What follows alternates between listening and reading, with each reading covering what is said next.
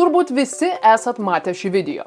Tai 1878 metais įamžintas lenktyninis arklys nufotografuotas paeiliui sustatytomis 24 kameromis, siekiant įsitikinti, kad bėgančio arklio kojos tam tikrų momentų iš tiesų neliečia žemės.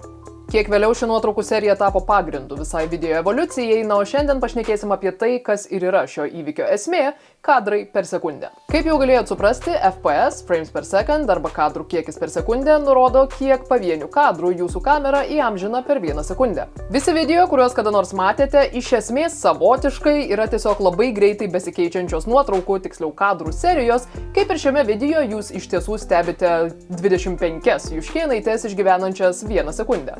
Tačiau didesnis FPS jokių būdų nereiškia geresnio video ir kalbant apie FPS, svarbu žinoti ne tik kas tai, bet ir kada kokį pasirinkti. Nėra vieno teisingo FPS, yra standartai, kurių dauguma laikosi, tačiau kaip ir visas taisyklės, standartus galima laužyti, neretai kai kurie taip ir daro. Todėl šiame video sužinosite būtent tai – standartus ir nerašytas taisyklės, tačiau nepamirškit, kad realus galimybių spektras yra žymiai platesnis. Istoriškai FPS standartų yra laikomi 24 kadrai per sekundę. Šį FPS mes sutinkame pavyzdžiui žiūrėdami filmą kino teatre ir jis yra laikomas maloniausių, realistiškiausių ir tiesiog priimtiniausių žmogaus akiai, bei dar liaudyje žinomas kaip cinematic. Tuo tarpu Europoje, tai reiškia ir Lietuvoje, mes filmuojame 1 kadru daugiau 25 kadrais per sekundę. Tai lemia faktas, kad Europoje transliacijoms buvo ir yra naudojamas PAL standartas, atitinkantis 50 Hz ir 25 kadrus per sekundę. Aišku, turint omeny, kad mūsų dauguma video keliauja į pasaulietišką internetą ir dar milijoną kitų dalykų, šita taisyklė turi krūvą išlygų, krūvą pakeitimų, galimybių ir taip toliau ir panašiai, bet apie tai šiandien detaliai nešnekėsim, paliksim tai kitam video. O kol kas turėkite omeny, kad beveik niekada neprašausite, jei praktikuosite savo filmavimams naudodami 25 kadrus per sekundę. Beje, kaip taisyklė, siekiant išgauti kuo natūralesnį ir tikroviškesnį judesį, kad ir kokiu FPS filmuotumėt, jūsų šaterio greitis turėtų būti dvigubas tam FPS skaičiui. Tai nėra pagrindinė šiandienos tema, tačiau itin naudingas dalykas žinoti, o kažkodėl taip pat jaučiu, kad jeigu to nepaminėčiau, sulaukčiau klausimo komentare. Taigi, kada ir kokį FPS pasirinkti? Daugeliui populiariausi FPS pasirinkimai bus 25, 30, 50, 60 ir 100-120. 25 kadrai per sekundę yra laikoma realistiškiausių ir kinematografiškiausių standartų. Jei filmuojat savo trumpametražį filmą, televizijos reklamą, tiesiog reklamą ar bet kokį kitą video, kuriam reikia realistiško, natūralaus judesio ir aišku, žadat platinti jį Europoje, 25 kadrai per sekundę yra jūsų geriausias draugas. Jis realistiškai perteikia judesį ekrane ir turi natūralų kiekį judesio išsiliejimo. Manau, kad galėčiau drąsiai sakyti, kad kokius 70% savo video produkcijos filmuoju būtent šituo FPS. 30 FPS galite sutikti ten, kur judesio yra nestandartiškai daug, pavyzdžiui, filmuojant sportą, o ir labai daug kur internete. Tiesa, 30 FPS nebėra toks natūralus kaip 25 FPS ir nėra toks malonus žmogaus akiai, tačiau puikiai tinka ten, kur tas vienas kitas papildomas kadras gali išryškinti reikiamas detalės.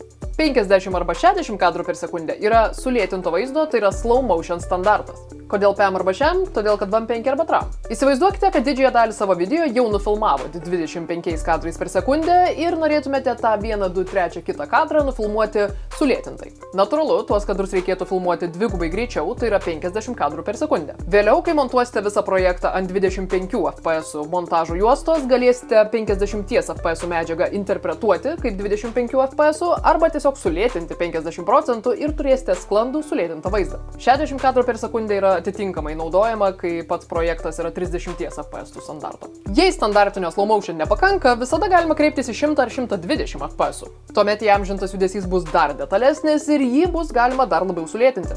Tiesa, įprastai slow motionui 50 arba 60 FPS yra absoliučiai per akis. Na, o jei kada susimastėt, kaip yra filmuojami tokie video, tam yra naudojamos specialios kameros, kurios geba filmuoti neįtikėtinai aukštą FPS. Pavyzdžiui, šitas video yra nufilmuotas su viena iš Phantom serijos kamerų, naudojant 17 000 kadrų per sekundę. Taip pat pasirinkimas, kokį FPS filmuoti, gali priklausyti nuo to, kokį efektą ar emociją norite sukelti žiūrovui. Tradiciniai naratyvai, interviu, realistinės scenos, visa tai be problemų padengs jūsų mėgstami 25 kadrai per sekundę. Tuo tarpu veiksmo, greičio ir įtampos kupinos scenos būtų efektingesnės, jei filmuotume jas su didesniu FPS ir taip užtikrintume, kad kiekviena detalė chaose vis dar yra pastebima.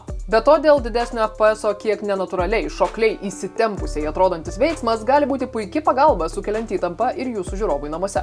Na, o kalbant apie mažesnius nei standartas FPS, čia irgi gali būti įvairių kūrybinių sprendimų. Štai keletas pavyzdžių iš step printing metodo, kur operatorius specialiai filmuoja 8 kadrų per sekundę greičiu, kad vėliau kiekvieną kadrą patrigubintų ir taip išgautų 24 FPS bei šį itin efektingą, sukurianti nepaneigiamas emocijas vaizdą. Norit jūs to ar nenorit, ateityje būtinai žadu tai išbandyti ir būtinai su jumis pasidalinsiu. Trumpai tariant, didesnis FPS tai sklandesni judesiai, mažesnis judesio išsiliejimas ir galimybė sulėtinti vaizdą. Mums standartiniai 25 FPS tai realistiškas ir kinematografiškas standartas, o viskas, kas yra mažiau nei 25, taip pat turi savo pliusų ir gali sukurti įvairių kūrybinių sprendimų. Visa tai be abejo reikalauja ir daugybės kitų kameros valdymo, filmavimo ir montavimo niuansų, apie kuriuos detaliau kalbėsiu jau visai netrukus savo Contribui platformoje. Tiems, kuriems YouTube negana ir kurie video nori pažinti ne tik kaip pradedantieji, kviečiu prisijungti prie Contribui jau dabar. Esu dėkinga, kad žiūrite, drąsiai klauskit klausimų komentaruose, galbūt tai įkvėps ateities video, o kol kas, bye!